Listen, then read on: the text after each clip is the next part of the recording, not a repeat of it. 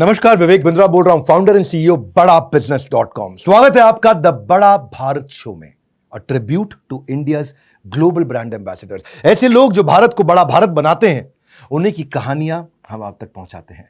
आज हमने इनवाइट किया है नंबी नारायणन जी को, फॉर्मर इसरो साइंटिस्ट। 2019 में इनको पद्म भूषण मिला, लेकिन इसके पीछे 25 साल की लंबी लड़ाई रही है जस्टिस के लिए।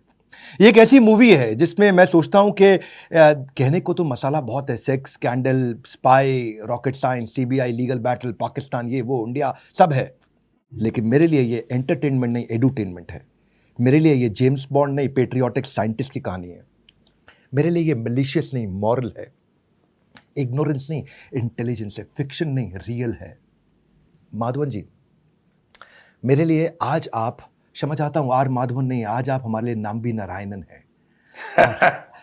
आज क्योंकि आप उनको रिप्रेजेंट कर रहे हैं, तो और दोनों का मतलब भी तो एक ही है। माधवन और नारायणन दोनों ही तो विष्णु हैं।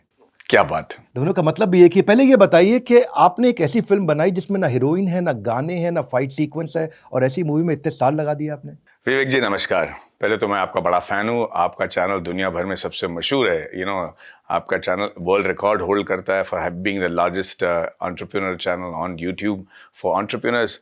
आपके इतने सारे Guinness book of world records, माफ कीजिए मैं सही कह रहा हूँ, गिनीज वर्ल्ड रिकॉर्ड्स आपके हैं। That's right. तो ये तो आपकी अचीवमेंट की जो मतलब तारीफ जितनी की जाए उतनी कम है। और मैं आपको और आपके पूरे चैनल के व्यूअर्स को बधाई देना चाहता हूँ, and I am sure they are very proud to be part of this family. So congratulations, ये कमाल का अचीवमेंट है। और आप जैसे लोग भी हमारे देश के इंटेलेक्चुअल कैपिटल हैं। इस फिल्म को बनाने का मेरा मकसद यही था कि हमारे देश की इंटेलेक्चुअल कैपिटल बढ़े, और मैं उसका मतलब समझाता हूँ। जैसे आपने शुरुआत में कहा कि ये फिल्म सेक्स स्कैंडल है, केस के बारे में है, पाकिस्तान के बारे में। एक्चुअली दरअसल हमने इन सब चीज़ों को सिर्फ 6 या 7 मिनट हमारे फिल्म में दिखाया है, और उसकी वजह मैं आपको बताता हूँ कि क्यों हमें इसके बारे में नहीं जानना था। जब मैं डॉक्टर नंबी नारायण से मिलने गया था, उस वक्त मुझे भी यही तुच्छ, मैं कहता हूँ तुच्छ और बहुत ही कमज़ोर इरादे के साथ कि एक चीप जेम्स बॉन्ड की फिल्म बनेगी, एक खूबसूरत रॉकेट साइंटिस्ट फ्रॉम इसरो जिसकी अफेयर हो गई थी मालदीवियन औरत के साथ, जिसकी वजह से वो इंडियन सीक्रेट्स पाकिस्तान को बेचती है, रॉकेटरी सीक्रेट्स। और उसके बाद उन्हें जेल में अरेस्ट किया गया और मारा गया और पीटा गया, लगभग जान से मार दिया गया। फिर भी वो बाहर निकले और अपने आप को निर्दोष साबित किया। ये कहानी थी। मुझे कहा ये तो बहुत अच्छा है यार, कर लेते हैं।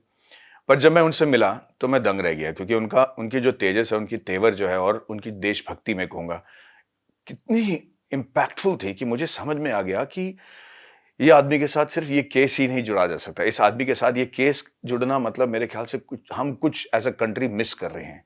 पर ये भी इतने अफसोस में थे, इतने गुस्से में थे, इनके होंठ फड़फड़ा रहे थे, इनके आंखों में आंसू थे, और ये कह रहे थे कि ये कैसे कह सकते हैं कि मैं एक ट्रीजन में, या मैं एक चोर हूँ, या मैंने अपने देश को बेच दिया, मेरे देश के सीक्रेट्स को बेच दिया। और इस बात से वो बहुत प्रभावित ही थे और बहुत ही मतलब अफसोस जता रहे थे। और मैंने कहा सर आप इतना इमोशनल क्यों हो रहे हो? कोर्ट ने तो कह दिया कि आप निर्दोष हैं। आपने तो अपने आप को निर्दोष प्रूव भी कर दिया, वर्डिक्ट भी आ गई है। ये 2017 की बात है।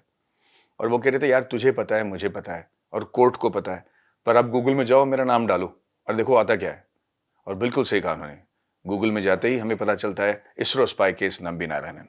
और इस धब्बे के साथ पिछले 24 साल से निर्दोष साबित होने के बावजूद वो जी रहे हैं। और मुझे लगा कि ये बहुत धाकड़ बात है, ये बहुत सही कह रहे हैं। मतलब कोई आपके ऊपर कोई झूठा इल्जाम लगा दे और वो इल्जाम ही आकर आपके साथ चिपक जाए, चाहे वो सच हो या झूठा, ये गलत बात है। तो मैंने 7 महीने के लिए स्क्रिप्ट लिखी इनके इस केस के बारे में।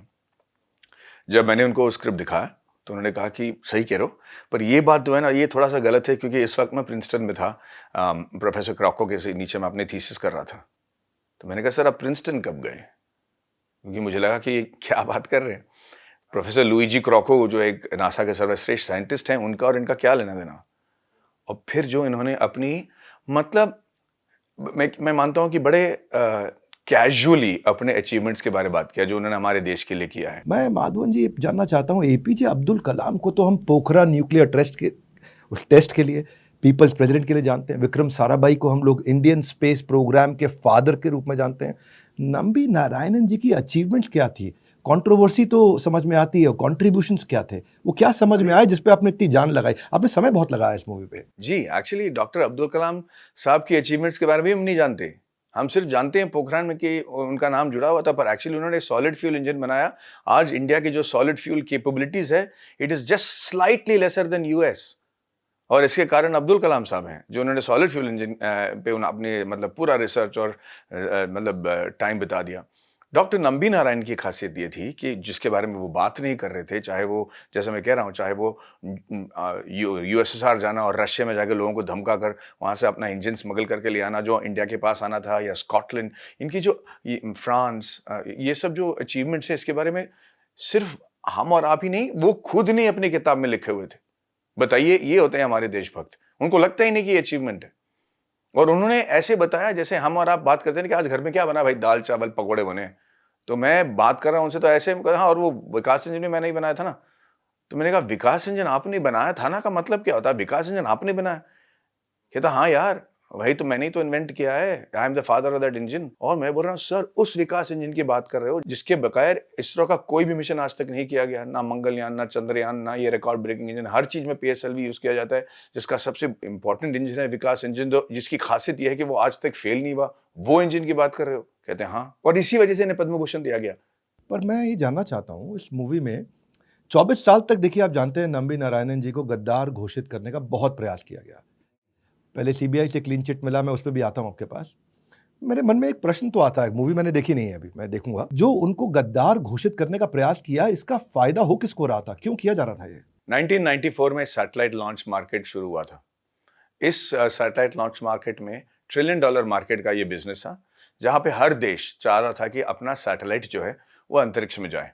यानी कि उनके कंट्री में भी टेलीविजन सैटेलाइट्स हों, वॉच डॉग सैटेलाइट्स हों, सिक्योरिटी सैटेलाइट्स हों, हेल्थ सैटेलाइट्स हों, नेविगेशनल सैटेलाइट्स हों, मतलब मैं कह रहा हूँ कि weather satellites, not health, weather satellites हों। सब कंट्री के पास सैटेलाइट्स तो थे, लेकिन उन्हें अंतरिक्ष तक पहुंचाने वाला जो ऊबर की जरूरत थी, वो बहुत लोगों के पास नहीं था। वो कैपेबिलिटी, क्षमता सिर्फ अमेरिका के पास था, फ्रांस के पास था, और नंबी नारायणन इसरो को भी उस क्षमता के लायक बनाना चाह रहे थे।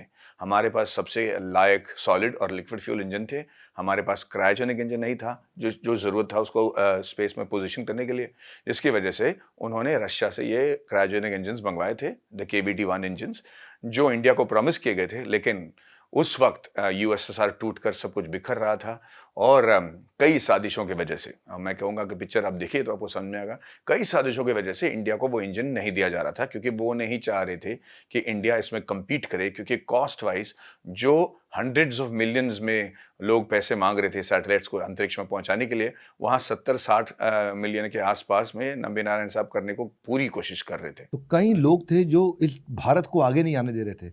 आपकी बात सुन के लग रहा है कुछ विदेशी ताकतें थी इसके पीछे। यकीनन, यकीनन। तो उनको फायदा हो हर रहा कोई- था कि नंबी नारायणन को पीछे धकेल के। ये तो मतलब जाहिर है, और हर एक देश को अपने अपने भलाई के लिए जो कुछ भी करना चाहिए वो करना जरूरी है, और उनको वो सारी एफर्ट्स मुबारक हो, लेकिन इंडिया को भी ये चीजें करनी चाहिए। माधवन जी, आपने नंबी नारायणन जी का जीवन जिया है पिछले कुछ सालों में। मैं थोड़ा मेरी रिसर्च टीम को बधाई दूंगा, उन्होंने काफ़ी रिसर्च करी और बताया कि आपने अपना वज़न कम कराया, आपने वज़न बढ़ाया, आपने बहुत मेहनत करी, आपने आप प्रोड्यूसर बने, डायरेक्टर बने, एक्टर बने, जीवन अब 4-5 साल आपने खूब तपस्या करी, आपने बहुत अच्छी मेहनत करी। पर क्योंकि आज आप नंबी नारायणन ही है मेरे लिए, तो मैं आपसे 1-2 प्रश्न और करूंगा, थोड़े से कड़वे भी अगर आप अलाउ करें। मैंने सुना कि जो क्रायोजेनिक इंजन की आपने बात करी, इसको वो रशिया से स्मगल करके लेके आए थे। तो क्या वो एक मिशनरी और डेयरिंग साइंटिस्ट थे या विकेड और क्लेवर साइंटिस्ट थे? मुझे लगता है कि एक देशभक्त में जो क्वालिटीज होनी चाहिए वो सारे थे उन पे, और कुछ अवगुण जो हैं आम आदमी पे अगर हम देखेंगे, पर जब वो देशभक्त में होता है ना, तो वो अवगुण नहीं रहता है। एंड आई थिंक इसका क्लियर एग्जांपल नंबी नारायण साहब हैं। इस 5 साल की कड़ी मेहनत पे नाम्बी सर की लाइफ का निचोड़ आपको क्या समझ आया? आपने बताया कि वो एक स्ट्रीट स्मार्ट साइंटिस्ट भी थे। एक जगह आपने बोला कि वो थोड़े बेरहम भी थे और उनके कैरेक्टर में कुछ छोटे मोटे फ्लॉज भी थे। ये भी दिखाया गया कि हनी ट्रैप होने का इल्जाम उन पर लगा। तो ये भी सच्चाई है कि भाई जहां आग होती है धुआं वहीं उठता है। तो ये कहावत सटीक तो नहीं बैठ रही है कहीं?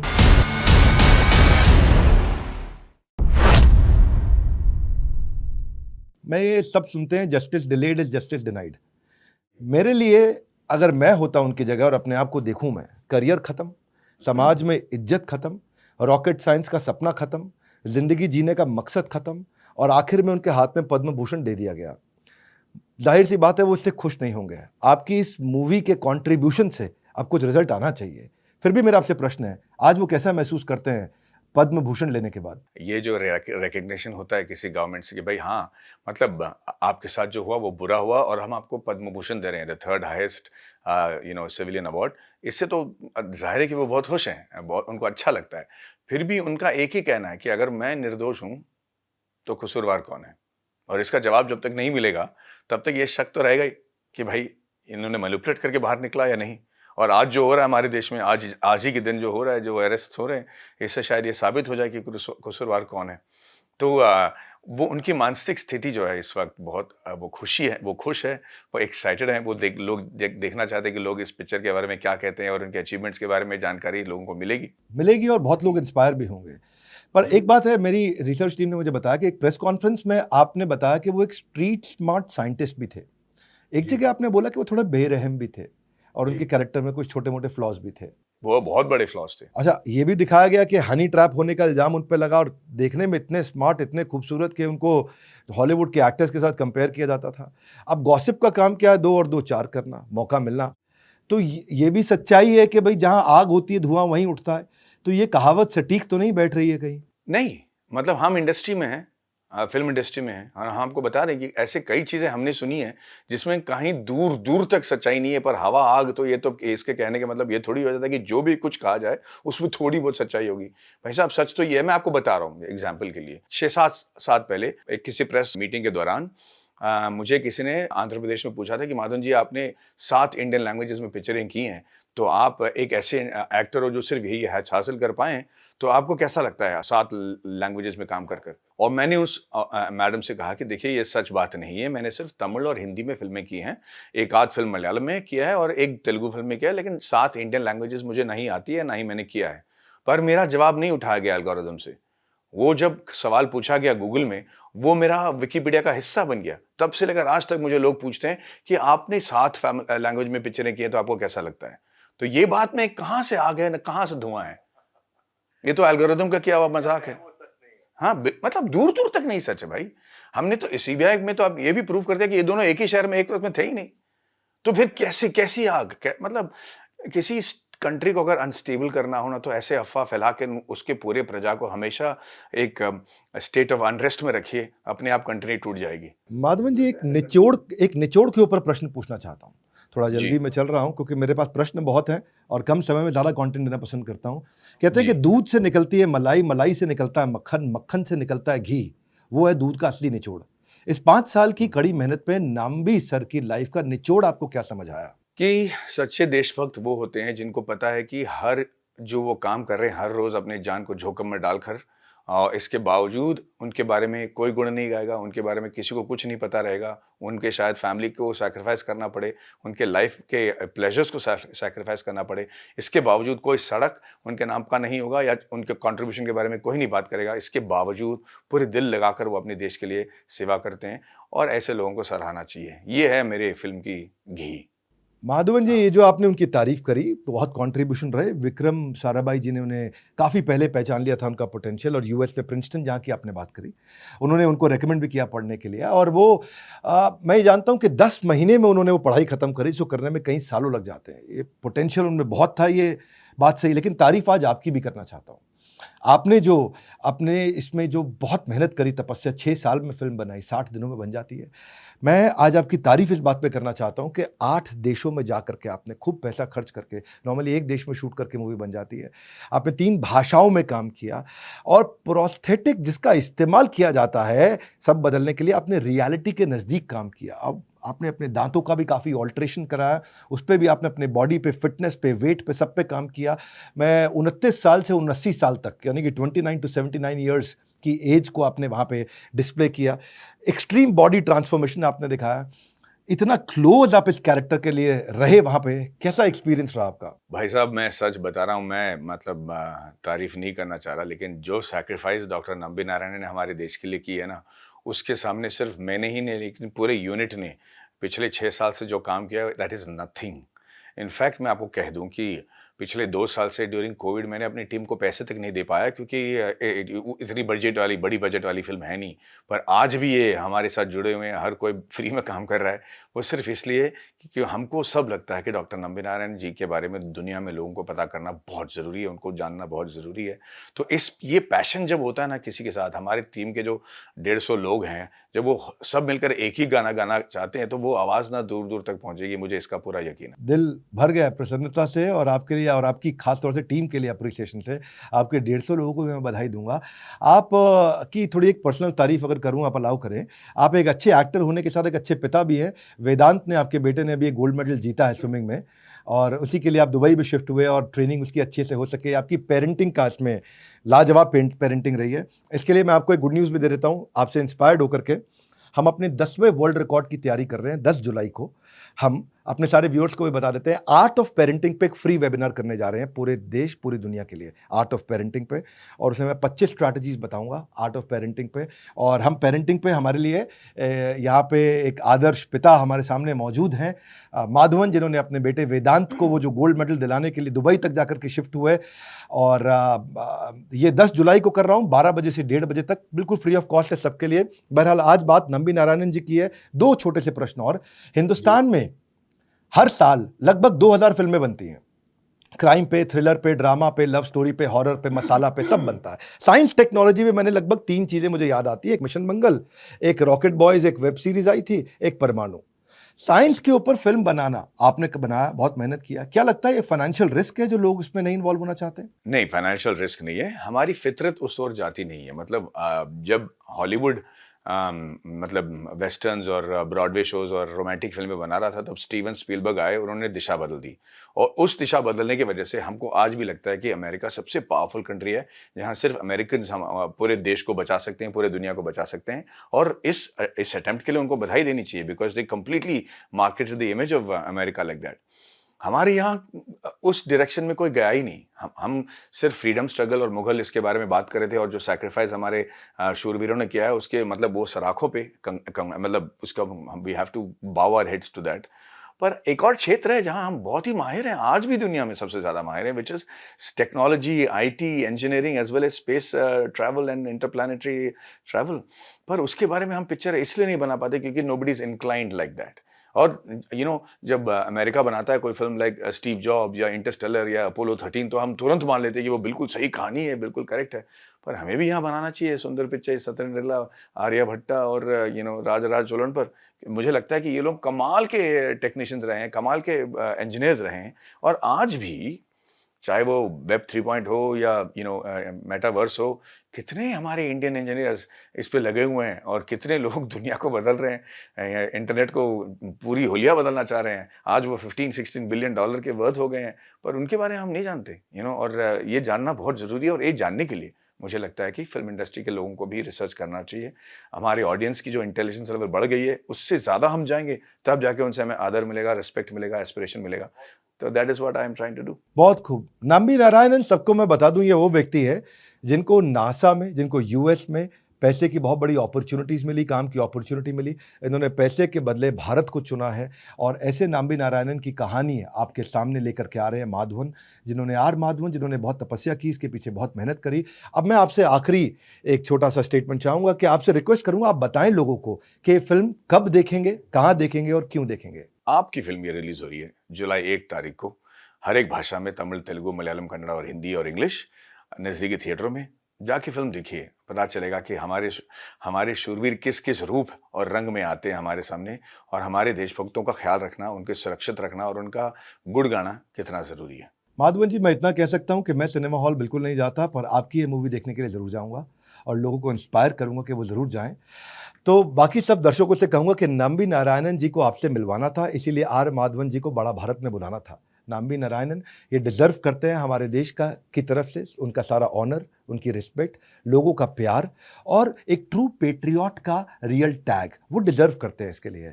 और मैं आप सबसे कहूँगा कि कॉमेंट करिए, नीचे आकर के बताइए नंबी नारायणन जी को के बारे में आपने सुना, अगले एपिसोड में किसके बारे में सुनना चाहते हैं। बस थोड़ा सा इंतजार, बड़ा भारत ये वो शो है जहां पे लोग दूसरों को इंस्पायर करते हैं to do more, to be more, to achieve मोर।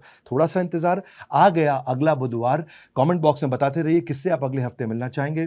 आज मैं आपको रिक्वेस्ट करूंगा कि आप माधवन जी को, आर माधवन जी को विशेष रूप से नीचे कमेंट बॉक्स में धन्यवाद करें। इस वीडियो को सब तक पहुंचाएं और 1 तारीख को इस मूवी को देखने जाएं और आकर के अपने फीडबैक जरूर दीजिए। हमारे साथ जुड़े रहने के लिए, वर्ल्ड के नंबर 1 एंटरप्रेन्योरियल यूट्यूब चैनल पर आने के लिए, इस वीडियो को सब तक पहुंचाने के लिए आप सबका हृदय की गहराई से प्रेमपूर्वक बहुत बहुत धन्यवाद।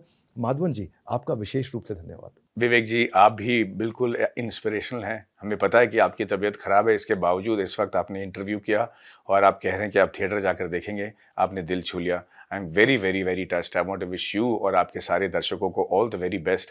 इस चैनल से जो अच्छा है, जो भला आप कर रहे हैं हमारे देश के लिए, हमारे इंडियंस के लिए, वर्ल्ड वाइड, उसके लिए आपको बहुत बहुत बधाई देना चाहता हूँ। आई एम वेरी टच्ड और मैं चाहूँगा कि मेरे सारे फॉलोअर्स भी आपके चैनल पे आएँ और देखें और पूरी तरह आपको और आपके एफर्ट्स को प्रमोट करें और प्रोत्साहित करें।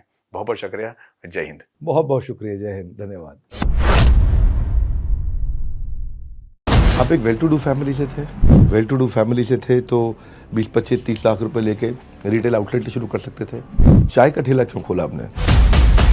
क्या बनना चाहते हो? यूनिकॉर्न, 7,500 करोड़ की कंपनी, या 7.5 मिलियन यूट्यूब फॉलोअर्स? दोनों में पहले क्या पसंद करेंगे? क्या लगता है एक और चाय वाला देश में पॉलिटिक्स में आ सकता है?